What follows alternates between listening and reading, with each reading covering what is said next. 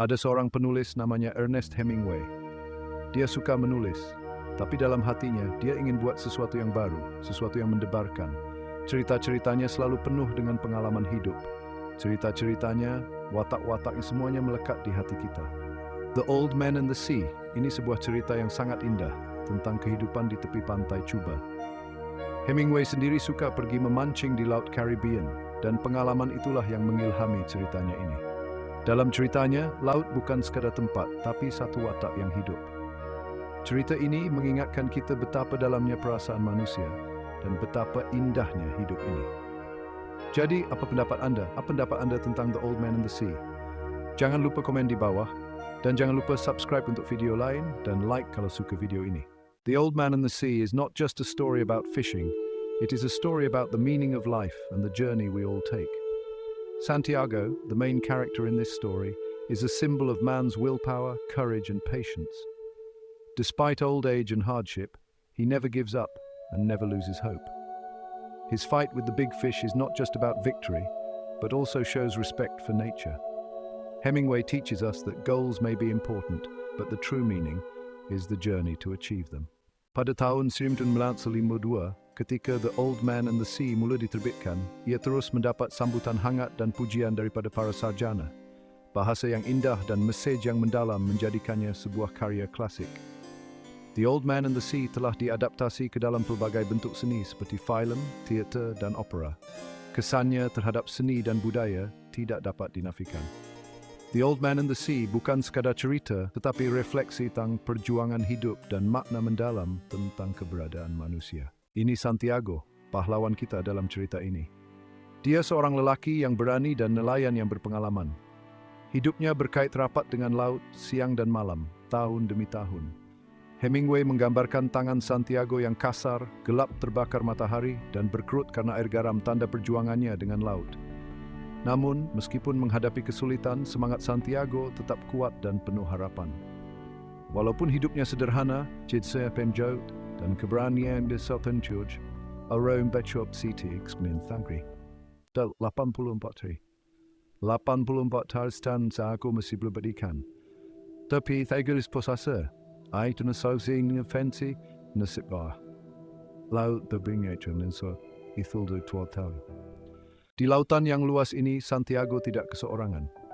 Di pondoknya yang sederhana, Manolin datang membawa kasih sayang dan sokongan. Manolin, si kecil ini menyerap ilmu dan pengalaman Santiago seperti Spen menyerap air. Dia lambang generasi baru yang belajar dari generasi lama. Seni menangkap ikan menyatukan mereka dalam ikatan yang terpisahkan, lebih kuat daripada masa dan badai kehidupan. Seperti ayah dan anak, mereka menghadapi lautan bersama-sama. Manolin mengingatkan kita akan kekuatan sokongan dan kasih sayang dalam persahabatan sejati. Seperti seorang sahabat setia, dia sentiasa berada di sisi Santiago. Hubungan Santiago dan si kecil Manolin seperti makanan mereka, simbol keintiman dan kasih sayang mereka.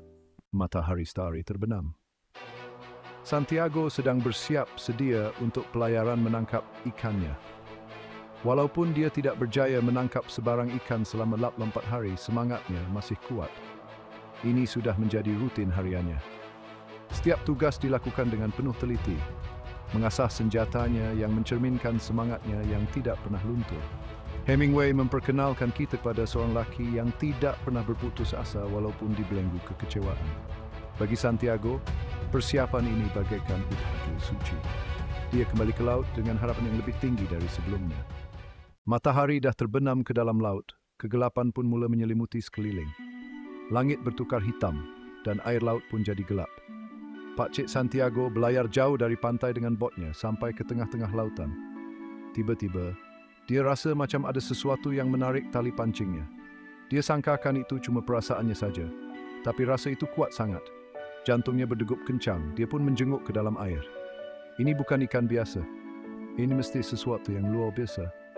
Demi devaik de juri farenki, pakcik Santiago in teringan paling besar di Dutch. Di tengah laut yang luas, satu pertarungan sedang berlaku. Sebuah bot kecil terumbang ambing dihempas ombak besar. Laut itu mengganas seolah-olah ingin melenyapkan segala harapan. Tiba-tiba, seekor makhluk muncul di sisi bot Santiago. Seekor ikan yang sangat besar yang belum pernah dilihatnya sebelum ini. Santiago tergamam di antara rasa takut dan kagum. Dia hanya mampu memerhatikan dalam diam. Pada saat itu, nelayan tua itu sedar, "Thou is benching Vince beserta bertersihmu, banting the. Permainan ini memang bahaya, tetapi ada juga keindahannya yang tersendiri, seperti tarian antara pemburu dan mangsa. Tengoklah, ikan yang besar ini melawan dengan segala kekuatan dan kepintarannya, semangat untuk hidup. Santiago bertekad untuk tidak mengalah pada kekuatan ikan ini. Seperti pemain catur yang bijak, dia harus berhati-hati dalam setiap langkahnya. Masa berlalu, matahari terbenam dan terbit kembali. Perjuangan masih berlanjutan.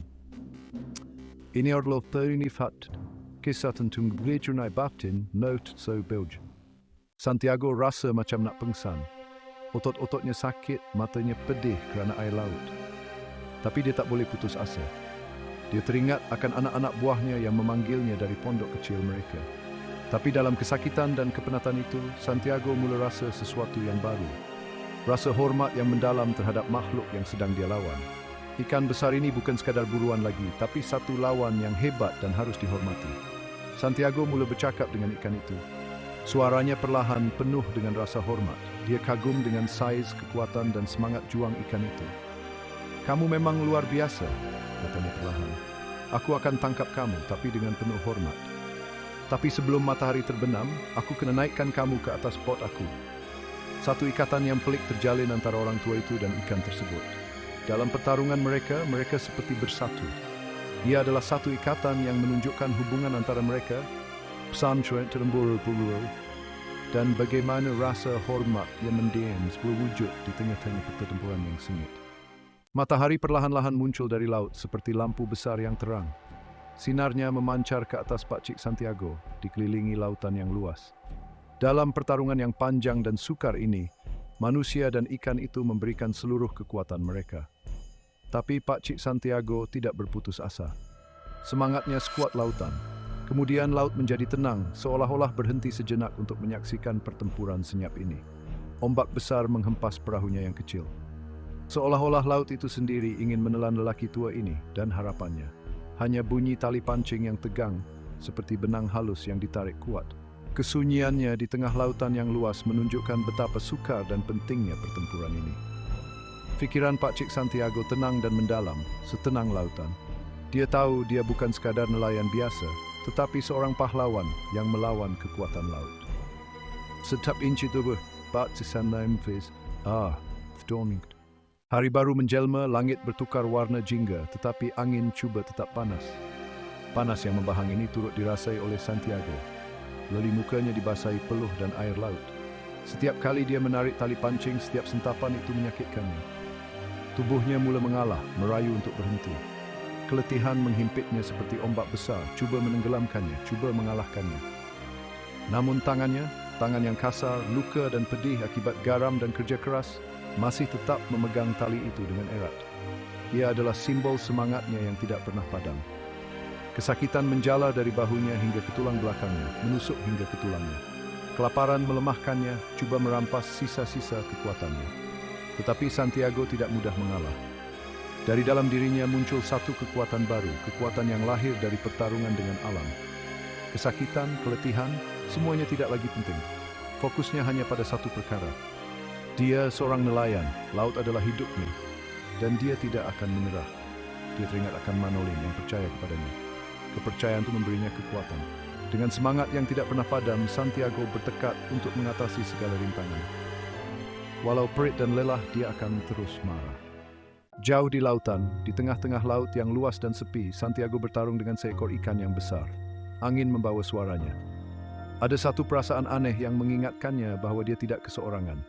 Makhluk ini, ikan yang sedang dia lawan, menghubungkannya dengan sesuatu yang lebih besar. "Ikan," katanya. Suaranya sayup-sayup ditiup angin. "Kita berdua letih, tapi kamu ikan yang cantik. Melawanmu adalah satu penghormatan." Dia berbicara tentang kekuatan ikan itu, kecepatannya dan semangatnya untuk hidup. Ada rasa hormat dan kesedihan dalam suaranya. Dia tahu tugasnya dan kesedihan yang akan datang apabila makhluk agung ini mati. "Maafkan aku, ikan," bisiknya. "Ini hukum laut, ini hukum kehidupan." Dalam percakapan yang aneh dan sepi ini, Santiago menemukan ketenangan.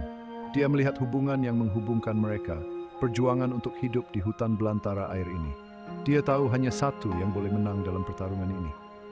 Tapi di tengah pertarungan yang dahsyat ini, dia menghormati ikan itu. Satu persahabatan aneh yang lahir dari perjuangan dan rasa hormat. Tengok betapa nipisnya tali pancing ini. Seperti selai benang saja. Tapi benang inilah yang menghubungkan Pak Cik Santiago dengan ikan yang besar ini. Bukan sekadar tali, tapi tali kehidupan. Tali yang menyatukan kisah manusia dan ikan ini. Melalui tali ini, Pak Cik Santiago dapat merasakan kekuatan ikan yang luar biasa. Setiap tarikan, setiap sentakan, menggetarkan tubuhnya yang letih. Kekuatan ikan ini dan semangatnya untuk hidup, semua dapat dirasakan oleh Pak Cik Santiago melalui tali ini. Melalui tali inilah Pak Cik Santiago belajar bahasa ikan ini. Setiap liku, setiap tarikan, dan dia menyesuaikan diri dengannya. Seolah-olah mereka sedang menari bersama, kadang-kadang menarik, kadang-kadang mengendur. Pak Cik Santiago, manusia kecil, terikat pada ikatan yang lama, tidak dapat melepaskan makhluk laut ini. Tali itu kini menjadi sebahagian daripada dirinya, menariknya ke kedalaman lautan. Dia dapat merasakan keluasan laut, denyutan kehidupan, semuanya. Matahari terbenam dan terbit kembali, pertarungan berlanjutan, keduanya kelelahan. Namun tali itulah yang tetap menghubungkan mereka. Satu ikatan yang tak terputuskan, menyatukan semua makhluk. Lautan menunjukkan kekuatan yang menakjubkan dan semangat serta ketabahan manusia. Matahari memang terik betul. Rasa macam seluruh laut dah jadi dapur api. Santiago tak ada tempat nak berlindung dari kepanasan. Kulit dia dah terbakar dan peluh membasahi badannya. Tapi matanya masih penuh dengan keazaman. Ikan besar tu pun dah mula keletihan. Dia cedera dan letih, tapi masih berjuang untuk hidup. Angin pun rasa berat.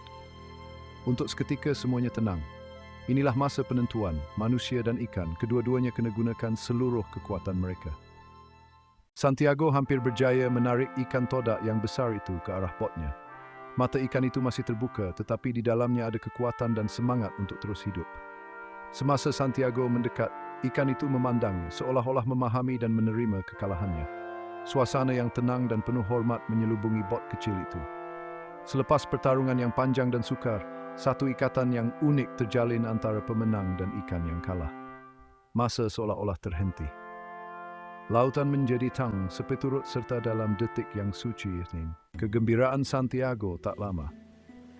Lautan bakal menunjukkan amarahnya. Sebuah bayangan gelap muncul dan segalanya berubah. Seekor makhluk yang besar dan menakutkan muncul dari kedalaman laut. Ia semakin menghampiri. Matanya yang dingin tertumpu pada Marlin. Detik-detik kemenangan bertukar menjadi ketakutan, seperti matahari yang hilang di balik awan.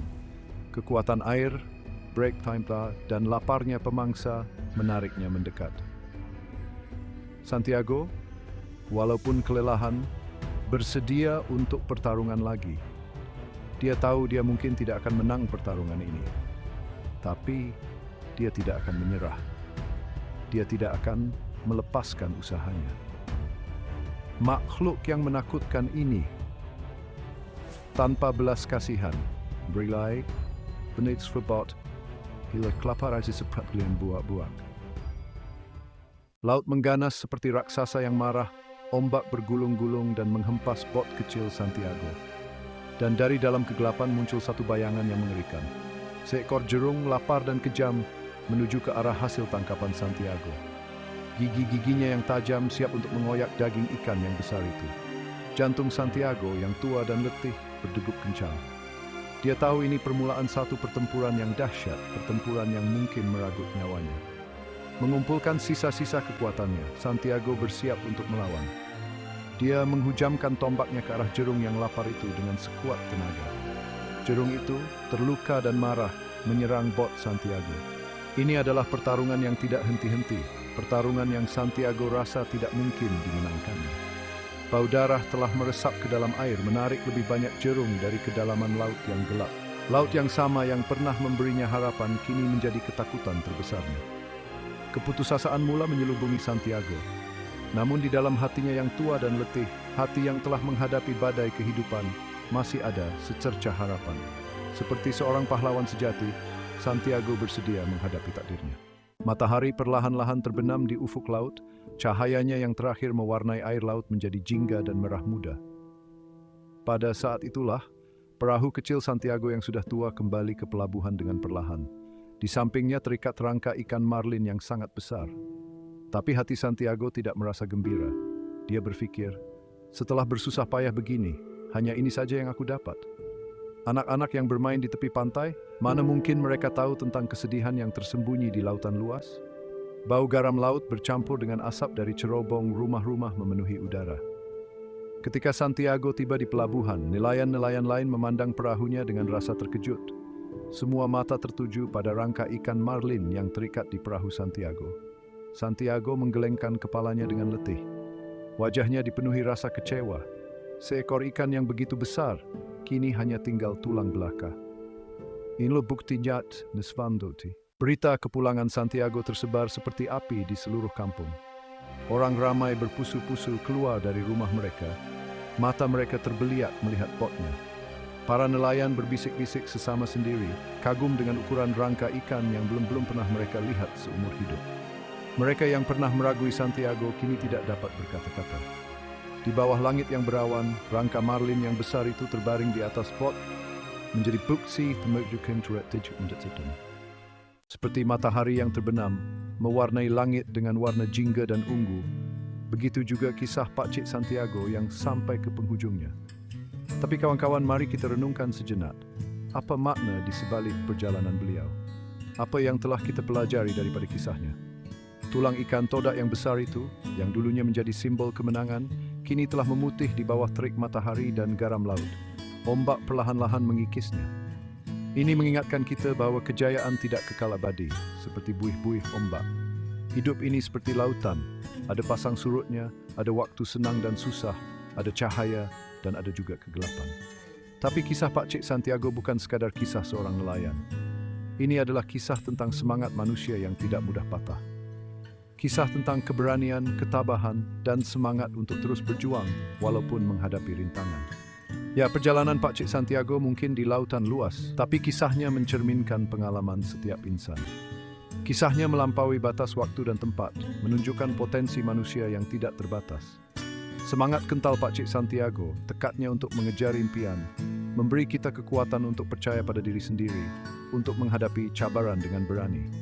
Kekuatan sejati bukanlah pada otot yang kuat, tetapi pada jiwa yang kental, pada hati yang ikhlas menjalani hidup dan menghormati alam.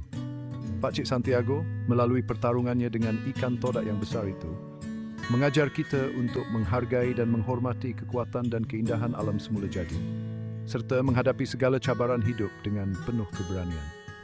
Ingatlah bahawa dalam perjalanan hidup yang panjang ini kita perlu saling membantu, kerana dengan bersama, kita mampu mengharungi apa jua rintangan.